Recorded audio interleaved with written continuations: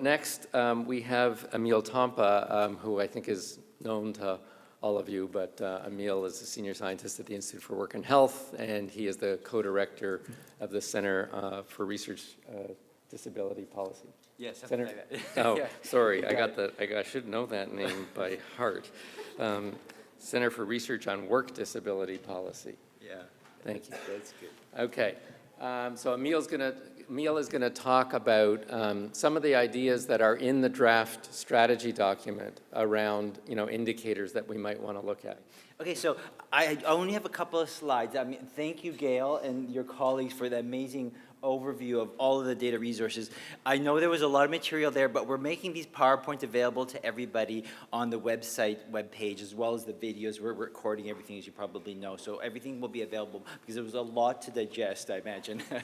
So, and it's really good information for going forward because we've been talking a lot about monitoring and evaluation. So I think it's really important as we go forward to think about which kinds of data resources can we use to get a better sense of where we're at today and what kind of progress we're making over time.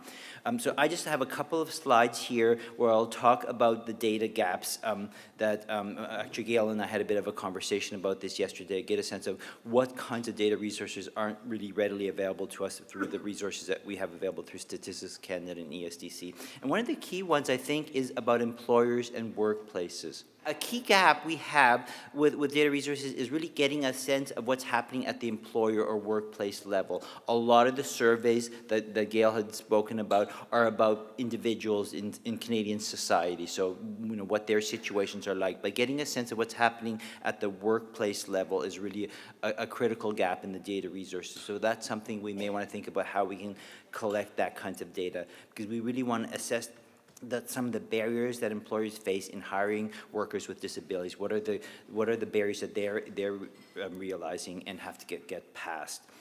Measurement of the level of understanding of disabilities that they have, the attitudes towards people with disabilities in workplaces, understanding the accommodations, the misconceptions they may have, the lack of resources. All of the workplace level kinds of understanding is really critical for us to have in order to make a sense of where we need to get past those barriers. So there is not really survey data available out there that address that kind of gap. So that's something we might have to do some primary data collection. Evaluation on measuring changes that employers and workplaces are doing over time as well. We'll need to kind of think about what progress these workplaces are making. And identifying actions in relation to accessibility and accommodation. So what kinds of things are they doing moving forward? Are they making progress on those actions? And then finally, determine the availability of resources and toolkits for helping employers and labor groups. So that's another critical area. We want to know what they have available to them so that, if there's something missing, we can add to the roster of things that we make available to workplaces. Systems level, here's another important data gap as well. I mean, we talk a lot about individuals in society and different kind of contextual situations that they find themselves in. But systems level monitoring is a really critical part of what we're talking about here in the last couple of days. So there's really an absence of monitoring and evaluation of Canadian disability policy systems as an aggregate, as well as at the programmatic level. Some of the programs have their own data resources but may not always be accessible to everybody for research purposes. Some of you may have been at the federal provincial interface panel session we had yesterday. John Stapleton spoke about the I think 9 or 10 disability income programs that exist. I've listed them here. I won't go through them. So you can imagine if we want to monitor the system, which is comprised of all of these different programs, it's a big task to do. It's really important to think about how people are doing in the system, who's falling through the cracks, who needs assistance, who's getting the resources that they need to help them engage in the labor market or get the supports they need when they're not able to engage in the labor market actively.